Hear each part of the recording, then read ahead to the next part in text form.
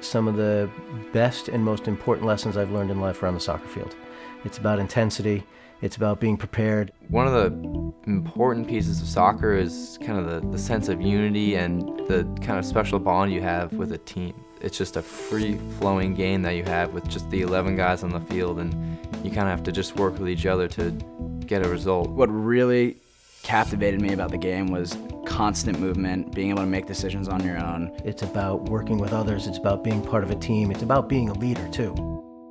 So I first met Tom my senior year of high school. I heard we were getting a goalkeeper coach. I didn't really know much about him. I heard about his background, his pedigree as a soccer player. And the first thing I remember seeing was his headshot. I was so intimidated by just his headshot. So I remember looking at that and being like, wow, I'm in for something special here. He was All-American twice in college. He had 3 national championships. He played for the United States U20 team. So we knew his pedigree. We knew he was a great player. The kind of guy you would love to teach your goalkeepers how to play. The pressure is on Santa Clara's Bruce Broughton. He must hit this goal to keep Santa Clara alive. Tom Henske shakes that lucky glove and hopes that by deflecting Broughton, it will win him a national championship.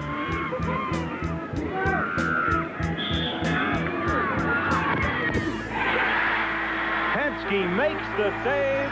Virginia is the national champion.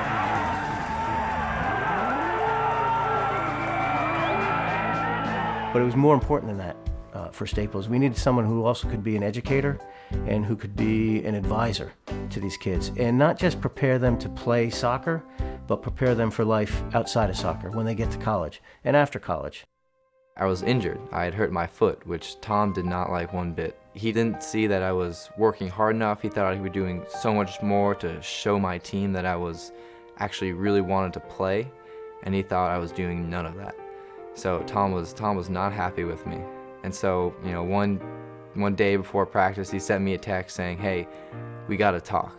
Like, we got a problem here. So he pulled me aside at the field and said, I'm the most demanding guy there is, and what I want from you is a real commitment. I want you to say, I really want this, I want to go really far with this, and I want to give it 100%. And so right then and there, I remember that practice specifically, I said, I'm in, let's do this. And you know, 3 years later, I finally became an All-American. I got into a great college. Really, I can honestly say I attribute most of that to him. My senior year, we were in the state championship finals. We were up 2-0 at half, and he basically brought the team together. We're all cocky, I guess you could say, arrogant, gloating a little bit, and I mean, there were still 45 minutes left in the game, but he said, listen guys, it's only 2-0. The most important thing to do from here is to spread your lead. 2-0 was a good, comfortable lead, but it wasn't enough to satisfy him nor the majority of the players. And we ended up winning 4-0, state title, ended up 6th in the nation, so we definitely heeded his advice well. What really stuck with me that day and that afternoon was what he said in terms of you can't pick and choose the times that you're going to strive to be the best. And you know, that sort of sounds a little cliche, but at the end of the day, he was absolutely right. Professionally, I spent the last 25 or 30 years in the pharmaceutical industry, first in big pharma with Pfizer. Then I later started up my own company called Envision Pharma. I sold that in 2008. I found myself in a position that I needed somebody to help counsel me and decide how I was going to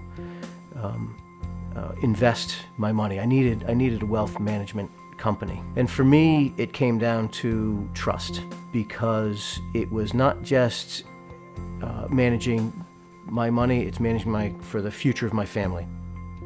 He's a nose to the grindstone kind of guy, and he's a champion for his clients. And that's what I needed. I needed someone who's going to be a champion, not just for me, but for my family's future.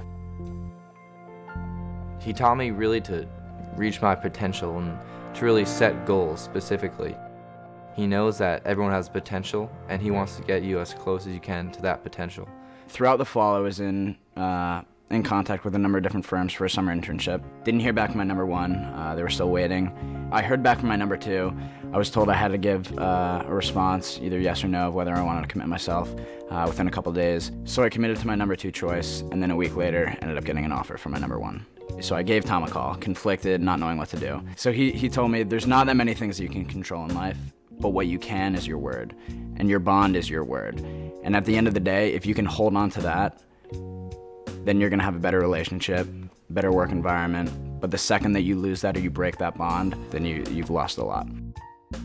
And for me, choosing something and taking the offer, the original offer that I was given, albeit my number 2, was the right decision. I know I'm gonna grow up, and wherever I'm working in the world, I know that I'm gonna remember these lessons that Tom taught me, and they're still gonna apply. When I say he's a nose to the grindstone kind of guy and he's a champion for his clients, that is the best. That's what you need in someone who's going to prepare your family for the future long after I'm gone. Someone who's going to be the best at what they do, and someone that I trust. And that's Tom.